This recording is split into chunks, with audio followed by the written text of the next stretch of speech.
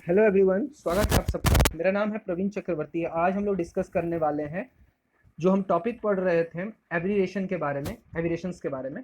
उस चीज़ को हम लोग डिस्कस कर रहे हैं, यानी डिफेक्ट ऑफ इमेज के बारे में बात कर रहे थे। तो आज का जो हमारा डिस्कशन वो पिछले वीडियो से ही रिलेटेड है, जिसमें हमने क्रोमेटिक एब्रिएशन के बारे में पढ़ रहे थे कि क्रोमेटिक एब्रिएशन का मतलब ही हो रहा था कि जो कलर ऑफ लाइट के कारण से, लाइट के कलर्स के कारण से जो फोकल लेंथ में डिफरेंस आता है, जिसको एलसीए से डिनोट करते हैं, उसका हमने डिस्कशन किया था। अगर आपने वीडियो नहीं देखा है तो पिछला वीडियोस आपको प्लेलिस्ट में मिल जाएगा या फिर हमारे चैनल पे उपलब्ध है, आप उसे जाके देख सकते हैं। ठीक है, तो देखिए आज हम लोग पढ़ने वाले हैं कि जो क्रोमेटिक एब्रिएशन आता है, ठीक है, उसका कैसे करेक्शन करते हैं। ठीक है, जैसे अब मैं आपको एक बार शॉर्ट में दिखा देता हूँ। ठीक है, देखिए ये हम लोग जो क्रोमेटिक एब्रिएशन जो है उसका किस तरीके से हम लोग यहाँ पे सॉल्यूशन करें, ये चीज़ हमने पिछले वीडियोज़ में यहाँ तक हमने जाना था। ओके, ये देखिए कि हमने बताया कि सिंगल लेंस के लिए जीरो नहीं हो सकता।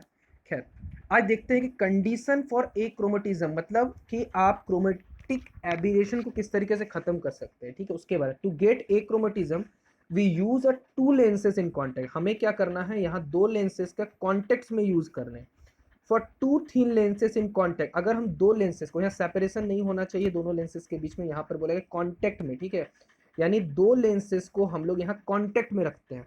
तो आपको पता है कि जब दो लेंसेज को आप कांटेक्ट में रखते हैं तो आपको पता है कि 1/f is equal to 1/f1 plus 1/f2, ये आपका आता है इफेक्टिव या इक्विवेलेंट फोकल लेंथ जिसे आप कहते हैं। ठीक है, अगर हम इसे डिफ्रेंशिएट करते हैं तो आप पाते हैं minus D F by 1/f1², similarly minus D F one by D F one square minus D F two by D F to square. Okay, अब कहा क्या गया है, the combination will be free from the chromatic aberration. अगर ये combination, कब इसमें chromatic aberration नहीं आएगा, जब इन दोनों को मिलाएंगे और आप क्रोमेटिक यानी कलर के कारण से एबिरेशन नहीं आएगा। कब नहीं आएगा, जब डी एफ, यानी जो हमने पिछले क्लास में बताया था कि डी एफ बराबर एफ ओमेगा जो हमारा आया था। ठीक है, डी एफ बराबर हमारा क्या आया था, ओके, डी एफ बराबर हमने देखा था कि वो हमारा आया था, क्या आया था, एफ ओमेगा।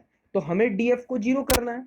तो डी एफ अगर जीरो करना है तो इसमें एक चीज आप समझ सकते हैं कि आप देख पा रहे हैं यहाँ से कि D F one by F one का square plus D F two by F two का स्क्वायर। ओके, और अभी हमने पिछले ही वीडियोस में पढ़ा था कि मैंने अभी तुरंत बताया भी कि डी एफ वो जो होता है वो एफ ओमेगा होता है। तो अगर फर्स्ट लेंस की बात कर रहे हैं तो उसके लिए omega one into F one, omega क्या है, डिस्पर्सिव पावर। ठीक है, तो omega one by F one square plus omega two F two by F two का स्क्वायर। तो यहाँ से एक F one F two cut जाने वाला है, यानी फाइनली आपके पास क्या बचेगा, omega one by F one plus omega two by F two is equal to क्या, जीरो। क्लियर है, तो omega one by F one plus omega two by F two is equal to zero. अगर ये condition ओबे करता है, ठीक है, अगर ये कंडीशन ओबे करता है तो हम कहते हैं कि हमने एक क्रोमेटिक, ठीक है, मैंने क्रोमेटिक एब्रिएशन को हटा दिया। ठीक है, अब यहाँ पर कुछ बातों का आपको ध्यान रखना है कि जो मैं बता रहा हूँ, पॉइंट नंबर वन, कि अगर जैसे कि हमने बताया कि omega one by F one plus omega two by F two is equal to zero,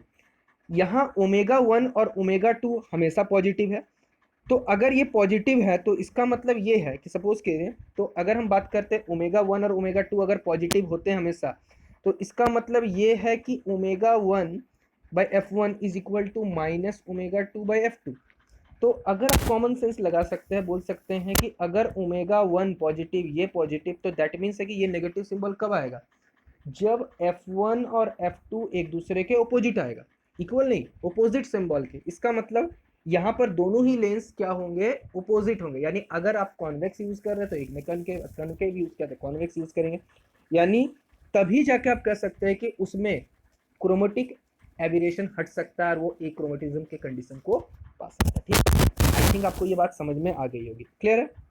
अच्छा, दूसरा बात ये हो सकता था आपके लिए क्लियर, कि दूसरा बात क्या हो सकता था कि अगर हम ओमेगा वन और ओमेगा टू को सेम कर देते, इसका मतलब है कि दोनों ओमेगा वन और ओमेगा टू, मतलब दोनों ही लेंसेस हम लोग क्या करते हैं, दोनों ही लेंसेस सिमिलर मटेरियल के बनाए हुए। ठीक है, dispersive power depend upon the materials property. Okay, तो मटेरियल का अगर बना देते हैं, दोनों ही मान के चलिए एक ही टाइप के ग्लासेस के हमने बनाए हुए हैं, तो ऐसे केस में जब हम इस चीज़ को, आपके पास जो फॉर्मूला था omega one by F one plus omega two by F two is equal to zero, तो ये ओमेगा वन और ओमेगा टू सेम होकर उधर कैंसिल होकर जीरो हो जाएगा। दैट मीन्स आपके पास जो बच जाने वाला है वो बचेगा क्या, one by F one plus one by F two is equal to zero. और आपको पता है कि 1/f1 प्लस 1/f2 को आप कहते हैं 1/f। तो 1/f इज इक्वल टू 0। इसका मतलब f इज इक्वल टू क्या क्या इंफिनिटी। अगर आपका 1/f 0 आता है तो दैट मीन्स आप f को इंफिनिटी कहेंगे कि नहीं कहेंगे।